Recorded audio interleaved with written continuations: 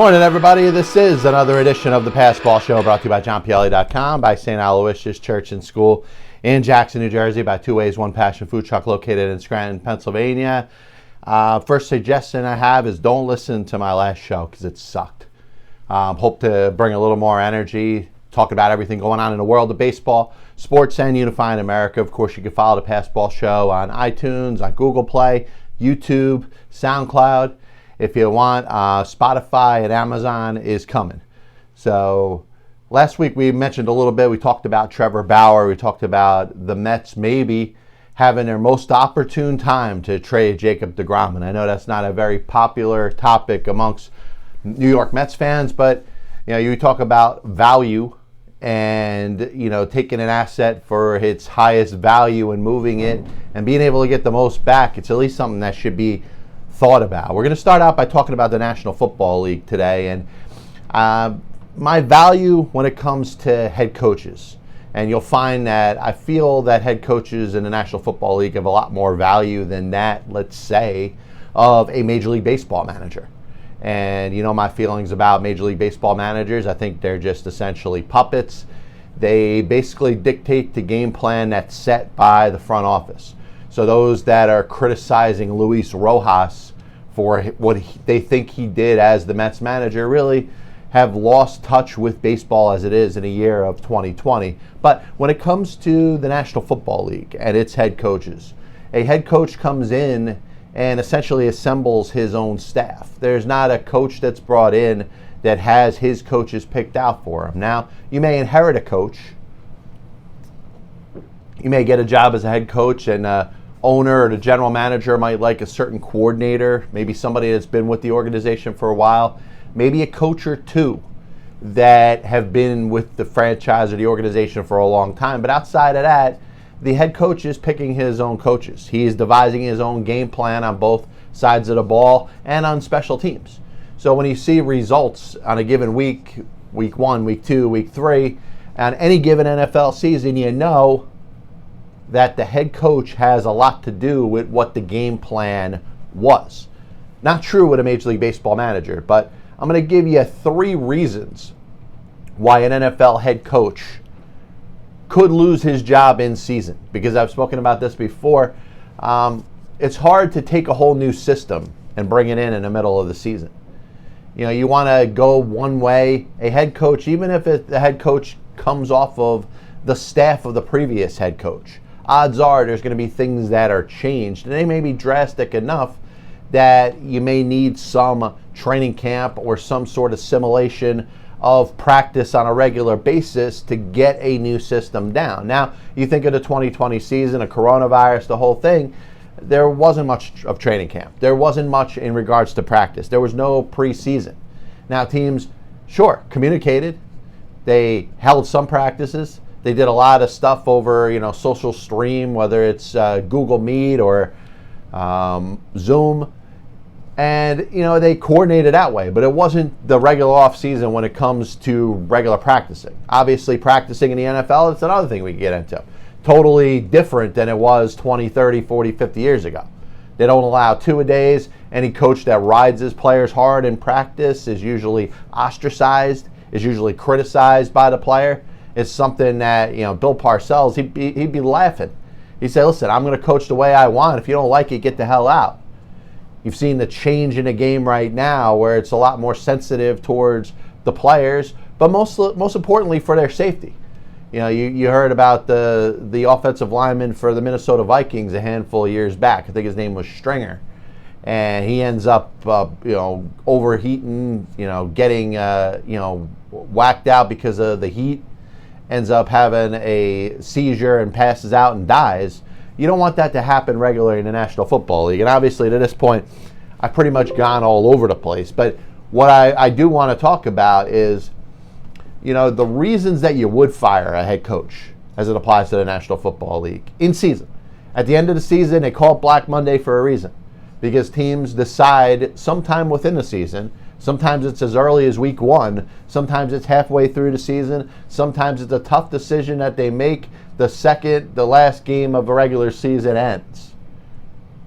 But Black Monday is usually the time that's designed for head coaches to lose their jobs in the National Football League, for teams to start what they consider a new era. Things haven't worked out for a year, for 2 years, for 10 years, and it's time to move on.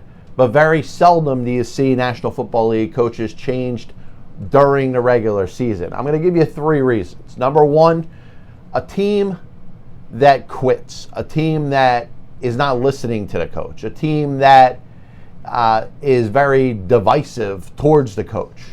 Now, I don't recommend that. I think it looks bad for the players if players speak up and they say, hey, we're not going to take it, the whole twisted sister thing.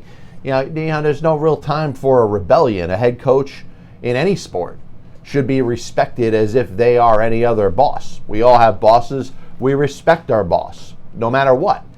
But when it comes down to it, if a team is playing uninspired, if a team just doesn't seem like it cares, if a team seems like it's going through the motions and has basically quit on what would be perceived as the head coach, yes, that's a reason to fire a coach in season. Number 2, the head coach can go out there and embarrass himself, whether it's saying something stupid publicly, whether it's getting to a point where his press conference is not that he's getting beat with the same question all the time, but he makes questionable enough calls that there's no explanation for. And he just doesn't seem like he fits in. He's a fish out of water. The job seems like it's a little bit too much for him. That could happen. And you see that over a course of a season, over a course of a couple seasons, and then you look back on it and you're like, you know what, this guy really shouldn't be the head coach. And the best time to do it, the best time to part ways with the head coach is right now at this immediate moment. The last one, and I think this is the most important reason why you'd fire a head coach, especially 3 games into the season, 4 games into a season, it's to salvage that actual season. If the belief is that the intention was not to tank for the year, we're in 2020 now, so I'll use that as an example. You can use any year in the past, any year in the future. You know what I'm saying? If there's anything to salvage out of this season, if this is a talented football team, a team that had aspirations of going deep into the playoffs, let alone just getting into the playoffs, then you may think a new leader and a change early in the season could make a difference. So those would be the 3 reasons. And there's some heat that's on New York Football Jets head coach Adam Gase, but my concern goes to a guy that may not be as touchable at this moment. And since this isn't a New York-centric show, we go a little towards the national. I'm leaning towards the Houston Texans and Bill O'Brien, who not only is their head coach, but within the last year or so just got promoted to general manager, so he's calling the shots. And if it's up to Bill O'Brien, the general manager, is not going to fire Bill O'Brien, the head coach. Now, this would have to come from ownership. The Houston Texans won the AFC South last year and have a ridiculously talented team led by quarterback Deshaun Watson, defensive lineman J.J. Watt, and general manager Bill O'Brien is probably the one that is under the most scrutiny right now. Here's a guy that may have had a hand in his boss, the general manager, losing his job, a job that he ended up inheriting and getting himself. And the first thing he does is he trades his star wide receiver, DeAndre Hopkins, to the Arizona Cardinals. And a trade that doesn't look very good. He got David Johnson back. The Cardinals look a lot better. Hopkins looks every bit like that number 1 star wide receiver he was when he was in Houston. And then the Texans themselves have not necessarily fit the position or took over the position internally. Will Fuller is so injury prone. He's an injury a week, it seems. And he hasn't solidified himself as a top wide receiver in the National Football League. And you look at the 0-3 Houston Texans, and if Bill O'Brien wasn't the general manager, odds are Bill O'Brien, the coach, may be fired at this point. And this would be the perfect example about salvaging a season when it comes to the National Football League expectations. The Texans got their string of AFC South victories. They won the division a handful of years, including last year. They watch as a team in their own division, the Tennessee Titans, makes it all the way to the AFC championship game. And, the expectations are this team is supposed to be good. Now, maybe they go out there and win in week 4, and they go on a winning streak and get themselves back to 500, and things get back to the way they were before. But you're looking at a coach that's been there for a while and hasn't necessarily raised the bar. The Houston Texans, since their existence, since they were brought in the National Football League as a gift, as an expansion team, because the NFL felt bad for them because they took the Houston Oilers away and sent them to Tennessee, which, by the way, is a whole nother conversation if I want to get into it. They have been uninspired. This is a bridesmaid. This is a team that is good enough to get to the postseason. They could win the AFC South. They could get in as a wild card. The Houston Texans getting into the playoffs is not a big deal. Problem is once they get there, they don't go anywhere. And you can talk about the Washington Nationals in Major League Baseball, and finally they got over the hump and won the World Series in 2019.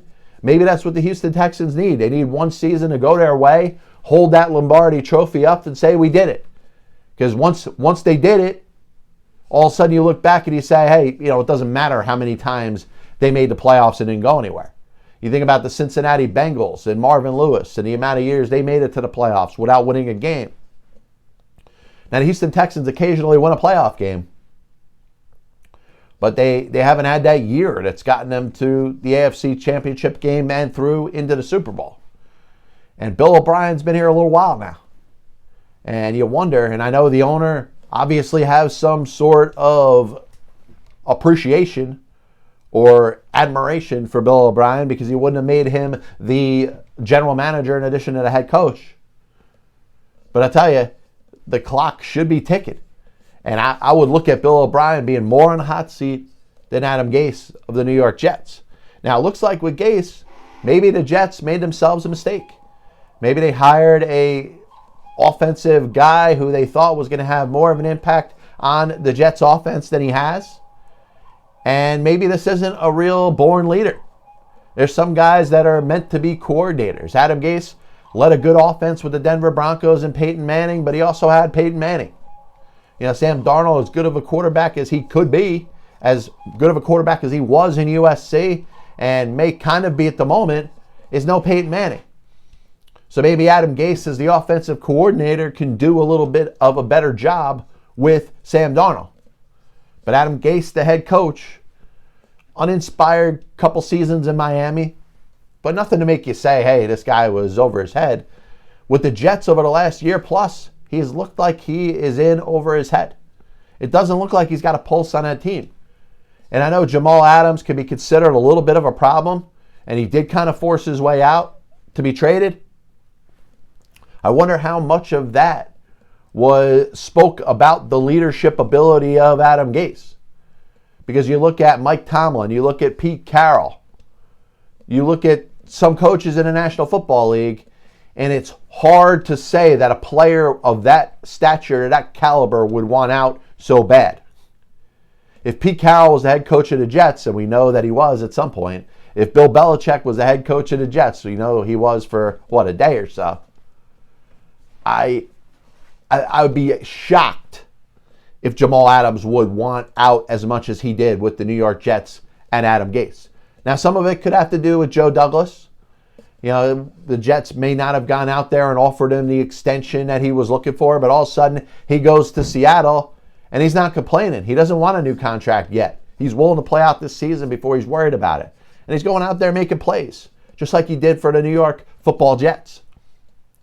But Jamal Adams wanting out as bad as he did, how much is that an indictment of the coach? You create a culture where the group of players want to go out there and run through a wall for you. Le'Veon Bell came over from the Pittsburgh Steelers, and I know he took that season off. Doesn't look like he necessarily wants to run through a wall for Adam Gase. That team is underachieving. The team, and I hear all over the New York community when it comes to sports talk that the Jets just don't have the talent. They have a little more talent than they're getting credit for. Quarterback still looks like he could be a star. They may not have great wide receivers. Denzel Mims, they drafted this year. He hasn't been able to get on the field yet. Robbie Anderson's gone. He went to Carolina. They got a couple tight ends. They got guys to throw the ball to. But it doesn't seem like from a scheme standpoint that they have a great plan going into games. And the Jets get down by a little bit, and it looks like they quit. And as a coach in the National Football League, you can't have your team give up in the first quarter or give up at halftime. Now, I don't think things are going to get better for the Jets. Maybe the way I say, and I say that they have a lot more talent than they get credit for, you may say they have absolutely no talent. I bet you the total amount of talent exists somewhere in the middle. You know, do the Jets, from a standpoint of their coach embarrassing himself, looking like a fish out of water, or the team quitting on them? Those are two reasons it makes some sense to fire Adam Gase. And it could be after tonight. You never know. And I don't want to be too much time-centric, talking about the individual game of the week, but, a 0-4 Jets team may be in position to change its head coach, considering the general manager, Joe Douglas, did not hire him. This copyright and broadcast is authorized under internet rights granted by the World Wide Web and is solely for entertainment of our audience. Any publication, reproduction, or other use of the pictures, descriptions, and accounts of this show without the express written consent of the Passball Show, JohnPLA.com, and John PLA LLC is prohibited. Any commercial use of the program, such as by charging admission for its showing, is similarly prohibited. So, there was something special that happened towards the end of the Major League Baseball season, and we're right in the playoffs. I'm amazing that you got 8 playoff games in baseball going on in one day, most of them happening within the confines of other ones.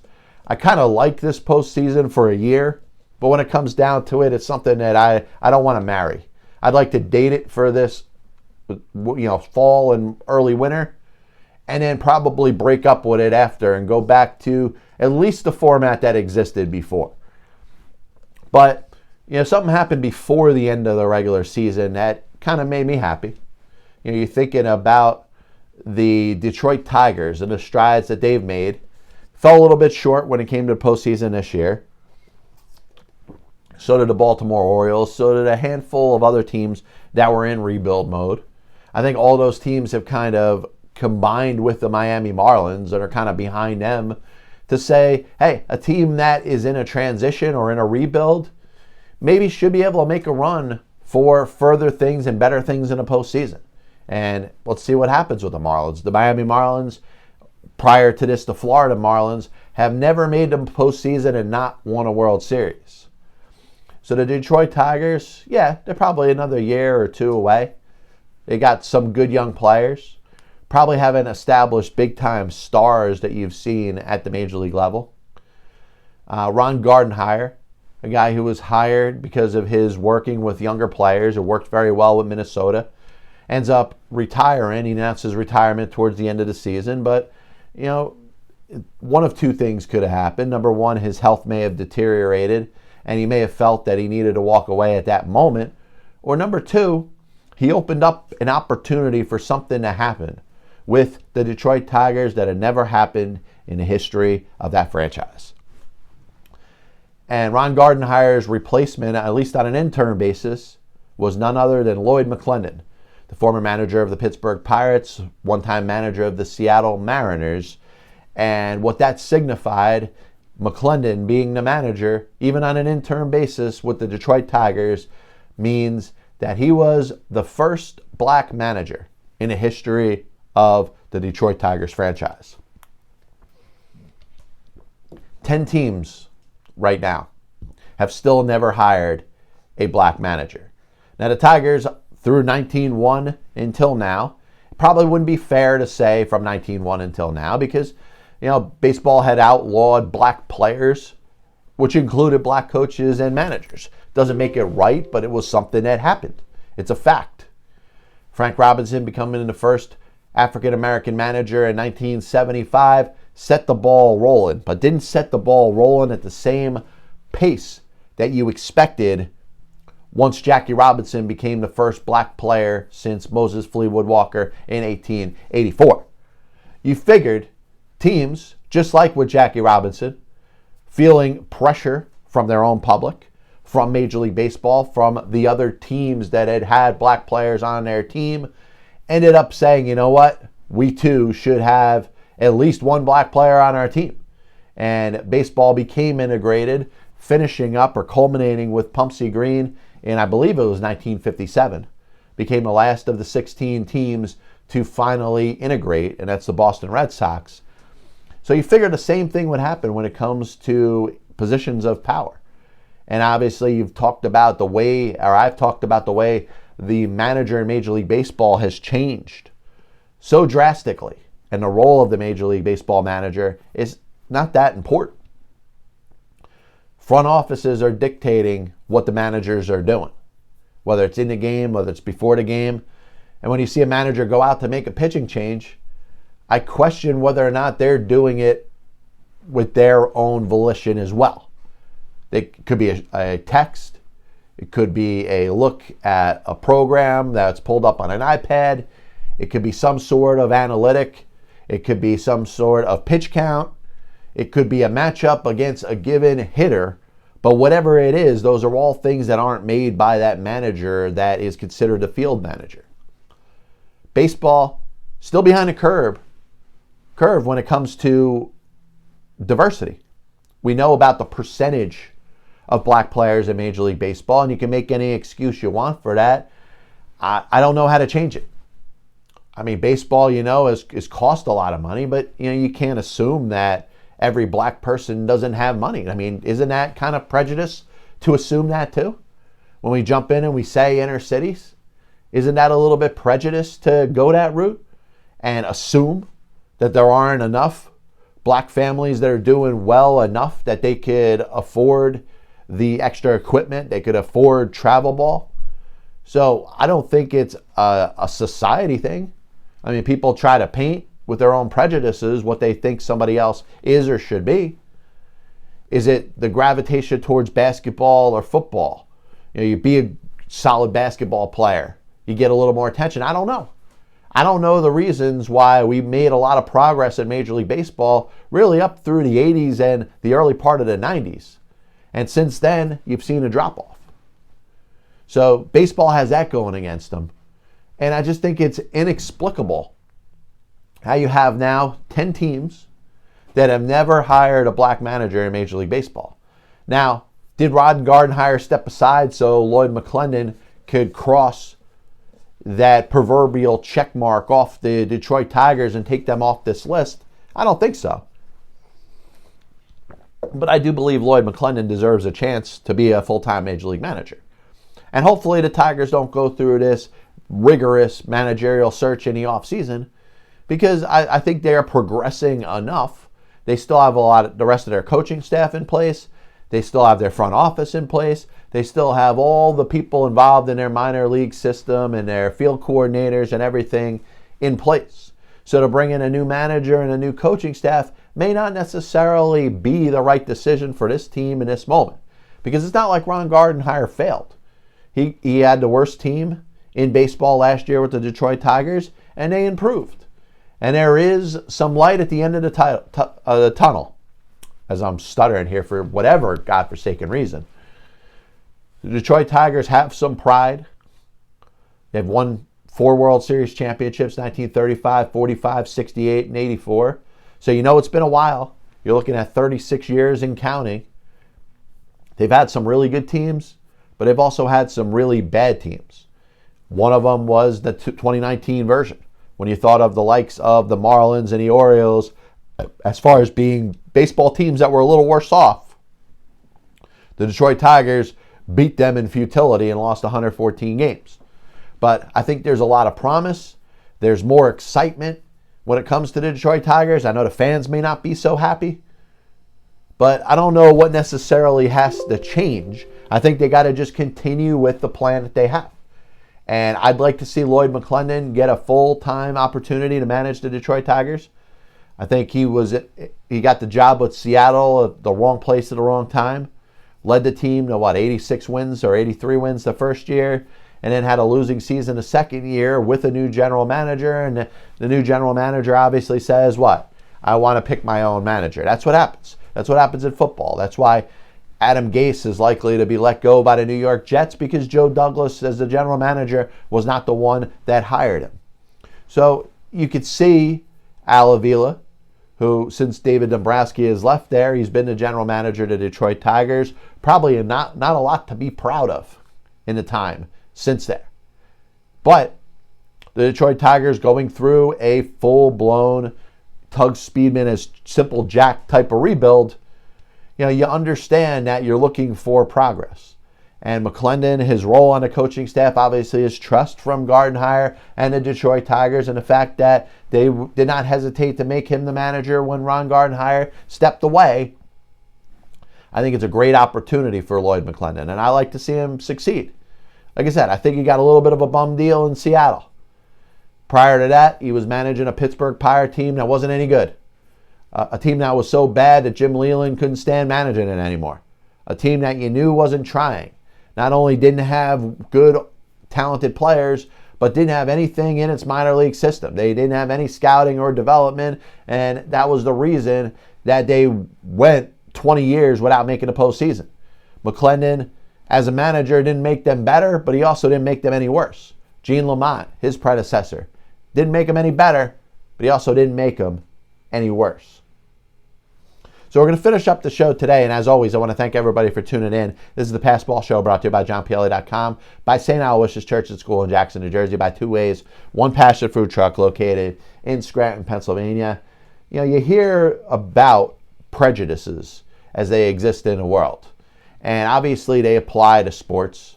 I just mentioned one where you talk about one of the reasons a white person could say that there aren't as many black baseball players. You could say it's because of the income level. You want to blame inner cities. But isn't that, in fact, prejudice? You're assuming that all blacks live in poverty, because they don't. There are many blacks that prosper. There are many blacks that are in middle class. And in fact, there's a lot more middle class black people than the average American gives credit for. So why do we stick on that prejudice?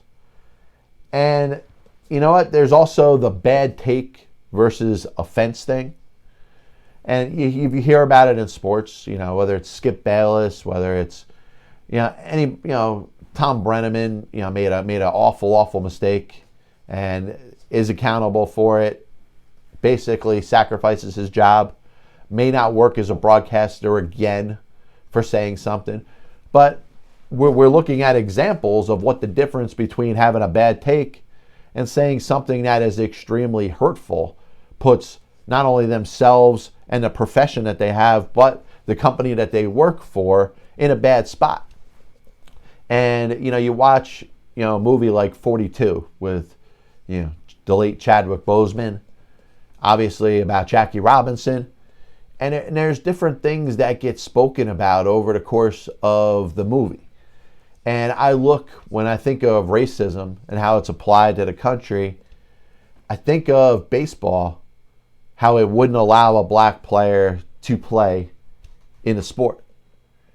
And you think of somebody like Branch Rickey, who may have had business reasons to bring in the first black player. Hey, you bring in Jackie Robinson, that works out. All of a sudden, you're going to gain the loyalty of every black player or aspiring black player to want to play for your team because you were the first to do it. So that I get. There's a business standpoint, a business reason why Branch Rickey wanted to integrate baseball, but he also had a personal reason. He also had a reason from, him being a Christian, for him believing that God created all people equal. And, what ends up happening is, you see what becomes the struggles of Jackie Robinson and what he had to deal with. Sure, every team and every black player that played over the next decade or 2 decades, or probably even further than that, has to deal with the same sort of prejudices. But fans, if you think about it, they wear the jersey of their team. And there's no fan that's going to go out there now and say that they're not going to watch their favorite team because they have a black player on it. And you wonder where I'm getting to with this. You hear the I guess the sensationalization or the far judgment of what many Americans consider Black Lives Matter. And you think of rioting and violence, and it's not the heart of what Black Lives Matter stands for. So those that are out there and wouldn't abandon their favorite sports team, baseball, football, basketball, hockey, because they have a black player, shouldn't be alienated their favorite team just because they support Black Lives Matter.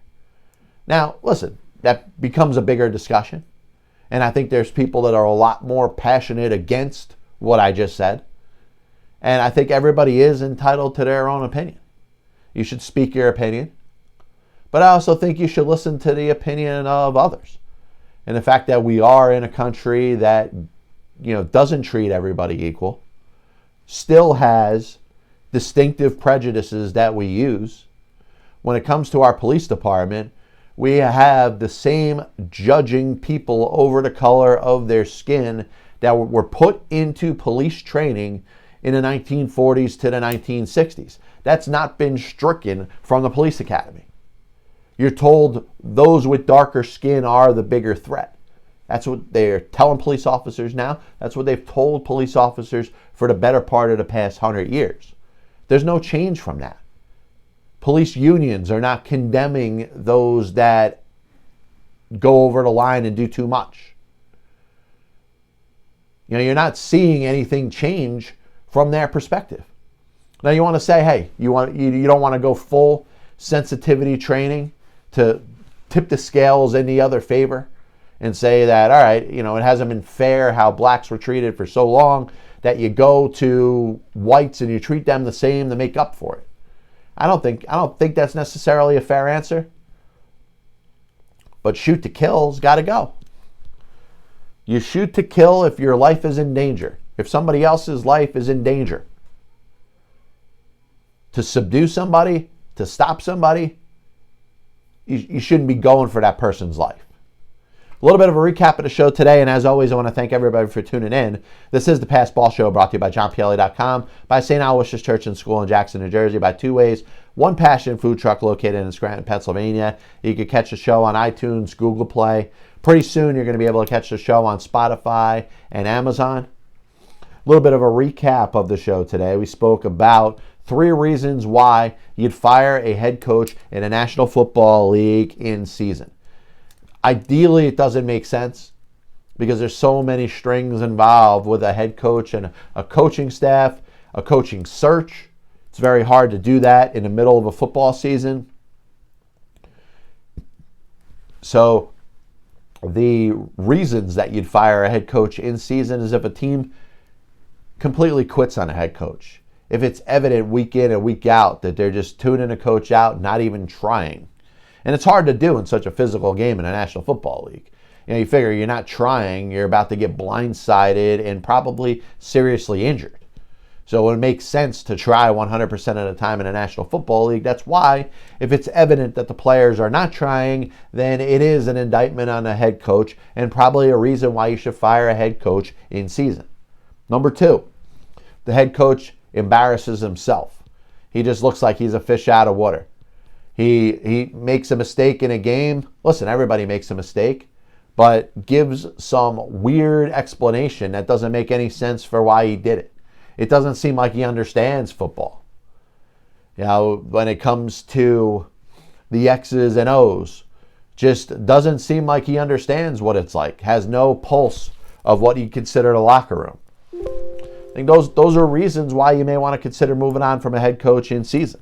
And then finally, to me, the most important one, if you have high aspirations as a football team and you're off to a bad start, and there goes the show.